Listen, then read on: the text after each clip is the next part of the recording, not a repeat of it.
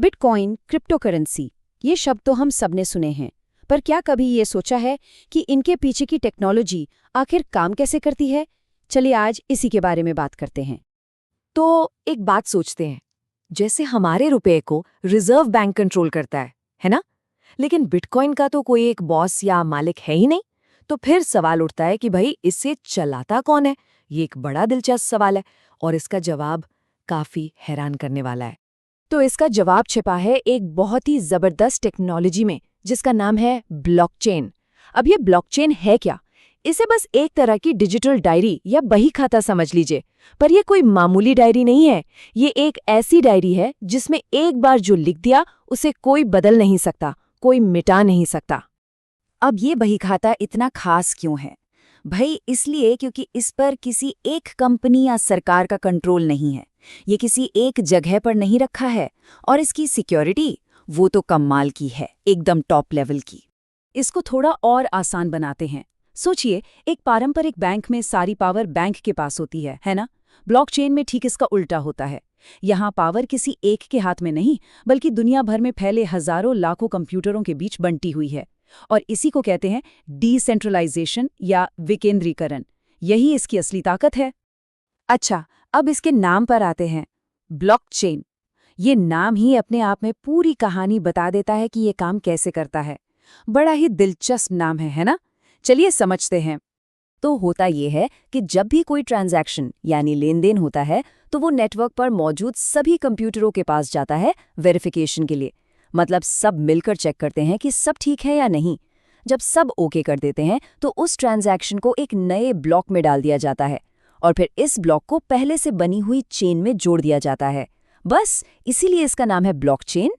अब ये जो पूरा सिस्टम है ना, ब्लॉक्स का चेन से जुड़ना, इसी की वजह से ब्लॉकचेन को मिलती हैं 3 जबरदस्त सुपर पावर्स, और यही 3 चीजें इसे भविष्य की टेक्नोलॉजी बनाती हैं। तो फिर देर किस बात की?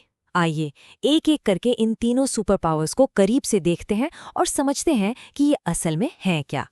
पहली और सबसे बड़ी सुपर पावर है डिसेंट्रलाइजेशन। जैसा हमने पहले बात की, इसका कोई एक बॉस नहीं है, कोई एक कंपनी नहीं है जो इसे कंट्रोल करे। ये नेटवर्क दुनिया भर के हजारों कंप्यूटरों पर फैला हुआ है। इसका मतलब कोई एक अकेला इंसान या कंपनी इसे बंद नहीं कर सकती। पावर सबके हाथ में है। दूसरी सुपर पावर है ट्रांसपेरेंसी यानी पारदर्शिता। मतलब सब कुछ खुला हुआ है, शीशे की तरह साफ। इस नेटवर्क पर हुआ हर एक ट्रांजैक्शन पब्लिक है। कोई भी उसे देख सकता है, वेरीफाई कर सकता है। और जब सब कुछ खुला हुआ है तो जाहिर सी बात है, भरोसा अपने आप बढ़ जाता है। और अब आती है तीसरी सुपर पावर, सिक्योरिटी। ये सिस्टम बहुत ही ज्यादा सिक्योर है। ये काम करता है क्रिप्टोग्राफी पर, जो कि बहुत ही कॉम्प्लेक्स मैथ्स और कोड्स का इस्तेमाल करती है। आसान भाषा में कहें तो हर जानकारी एक ऐसे मजबूत डिजिटल ताले में बंद हो जाती है जिसकी चाबी बनाना या जिसे तोड़ना लगभग नामुमकिन है। तो अब तक हम बिटकॉइन और क्रिप्टो की बात कर रहे थे, लेकिन रुकिए, कहानी यहीं खत्म नहीं होती। ब्लॉकचेन की दुनिया क्रिप्टो करेंसी से कहीं कहीं ज्यादा बड़ी है। इसका इस्तेमाल तो अनगिनत जगहों पर हो सकता है और हो भी रहा है। जरा सोचकर देखिए, क्या हो अगर आप किसी प्रोडक्ट का QR कोड स्कैन करें और आपको उसकी पूरी जन कुंडली पता चल जाए कि वो कहाँ बना, कैसे बना और आप तक कैसे पहुंचा। या एक ऐसा वोटिंग सिस्टम जिसमें धांधली की कोई गुंजाइश ही ना हो। जी हाँ, सप्लाई चेन मैनेजमेंट, डिजिटल पहचान, वोटिंग, इन सब चीजों में ब्लॉकचेन क्रांति ला सकता है। तो ये सब जानने के बाद मन में एक बड़ा सवाल आता है, क्या ब्लॉकचेन सच में वो टेक्नोलॉजी है जो हमारा आने वाला कल पूरी तरह से बदल देगी? देखिए, दुनिया भर के जो बड़े बड़े एक्सपर्ट्स हैं उनका तो यही मानना है। वो कहते हैं कि ये सिर्फ एक और टेक्नोलॉजी नहीं है, ये तो एक नींव है, एक नया बेस है जिस पर भविष्य का इंटरनेट, भविष्य का बैंकिंग सिस्टम और यहाँ तक कि चीज़ों पर हमारे मालिकाना हक का तरीका भी टिका होगा। मतलब एक पूरा का पूरा बदलाव। तो बात यह है कि ब्लॉकचेन को समझना एक तरह से आने वाले डिजिटल भविष्य को समझने जैसा है।